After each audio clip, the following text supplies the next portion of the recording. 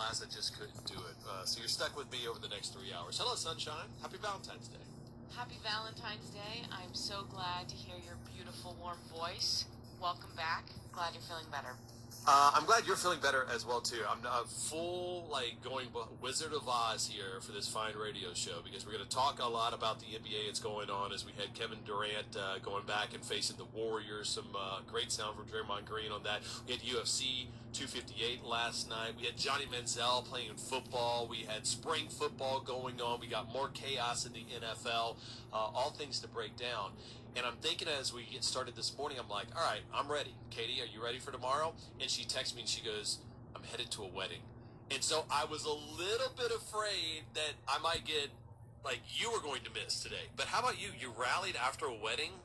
Such a gamer. Impressive. I was in bed at an early hour. I mean, responsibility, discipline. No.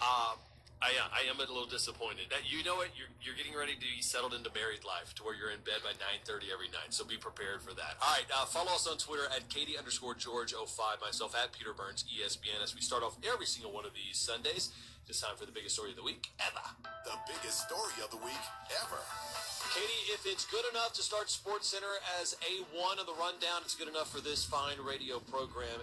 As Nets Warriors last night, we had the trio of Durant, Kyrie, and James Harden, of course, going in and facing Golden State. And I'm going to play this sound right now because it's just a little bit different from Mr. Harden.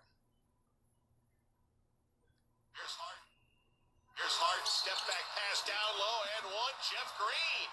Another assist for Harden.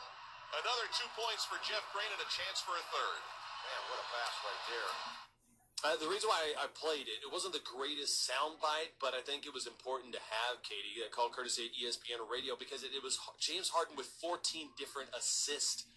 He ended up with the game with 16 assists as the Nets beat the Warriors 134-117.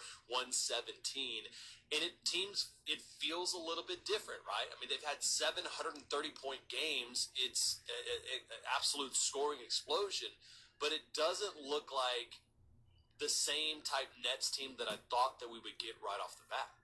No, it doesn't, because James Harden has kind of stepped back, if you will, into more of a facilitating role as the point guard. Mm-hmm. Usually speaking, we see James Harden taking the ball, making things happen, making play after play. And, when this big trade happened and we, saw the three come together in Brooklyn, the main question was, is there going to be enough basketballs? Right. With all of them out on the floor, how are they going to make this work? Because they're so used to being the alpha dominating scorer for their teams. And so it seems that they've kind of settled into their roles at this point, which is great to see because that chemistry is only going to have to continue to build as they move forward into the season.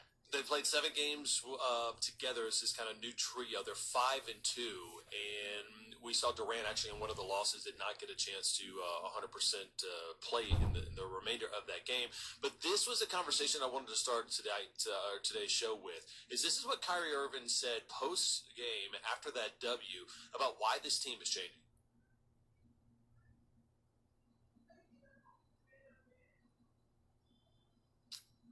All right, we were trying. It was Kyrie Irving in his post-game presser, and he talks about with James Harden about a little heart-to-heart that they end up having. Mikey C, we got that ready to roll now or what? No, we have a computer here. We're working on it. IT, yes? All right, let's try it again. One more time. I feel like he's just been doing a great job of just managing the point guard role. We established that maybe 4 days ago now. I just looked at him and I said, you're the point guard, and I'm going to play shooting guard. And that was as simple as that. So he's been taking control of the responsibilities and doing an incredible job. It just makes my job easier to just go out and play free and just make plays. So it's a luxury. Just wanted to continue it. So there I was thinking it was going to be Katie George that was a little bit rusty and hungover. It actually was our computer over at ESPN Radio that was a little bit had too much to drink last night and probably needs to drink a little bit of water as it stuttered to play that soundbite. But I thought it was intriguing sound, Katie, because Kyrie basically, I didn't know he would do this, but as this quote-unquote leader of this team, went to James Harden and said, you're the point guard. Look at me. I'm the captain now. And basically that's what he's saying. but I don't know if it works long term. Because he goes on to kind of say, listen, this is kind of neat, it's kind of fun, it puts us in a different, it's not our comfort zone of what we do. And I'm wondering if this is like, hey, Harden's been always so good at a score. He's like, you know what would be kind of cool? I'm going to do this. It's like going with a new haircut or a new style. You're like, I think I'll be the facilitator now. And Kyrie's like, well, I'm sick of being the facilitator. I want to be the scorer. Like, in theory, it works short term, but I'm not sure if this is how you're going to win a title if you're not playing to the strengths of your own collective talents. So you don't think it's going to last? You're saying like a new haircut or a new style? Like I think it's a fad. Yeah. I think it's a fad, right? I don't know. I mean, maybe like when Harden decided to come to Brooklyn, he had a frank conversation with Steve Nash and said, I'm willing to do whatever I need to, whatever role that is to help this team win. And at some point, whether they get tired of their new roles, if it's working, you got to stick to it because the bottom line is winning. I mean, they all said they came to Brooklyn to win, and they felt like they could do that together, and they certainly can. To your point, they're 5-2 in the 7 games that they've played. The one against the Raptors, Durant was unable to finish. You know, and I thought that they looked really, really strong last night against the Warriors, which Kevin Durant dropped 20 against his old squad. So I think that this is going to be the team, obviously, to beat in the East. But to your point, it'll be interesting to see, say, 10, 15 give me a month games. From now. Give me a month from now.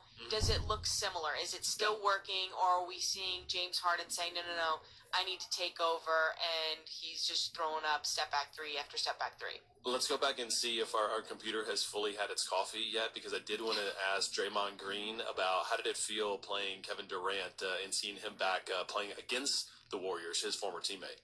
It sucked. We got our ass kicked. So I don't know if that's necessarily about playing against KD or we just got our ass kicked.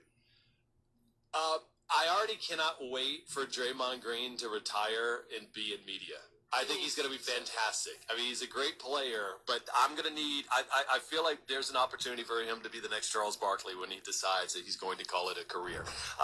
Good that the computer woke up as well, too. Follow us on Twitter, Katie_George05, myself at Peter Burns, ESPN.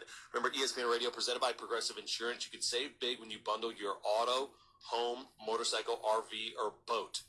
Visit Progressive.com. All right, coming up, we talk a little bit more about what went down in the NBA, and Johnny Manziel is back. Normally it's a banned topic, but I got to bring it up. This is the best week ever on ESPN Radio.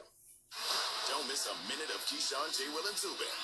Just tell your smart speaker to play ESPN.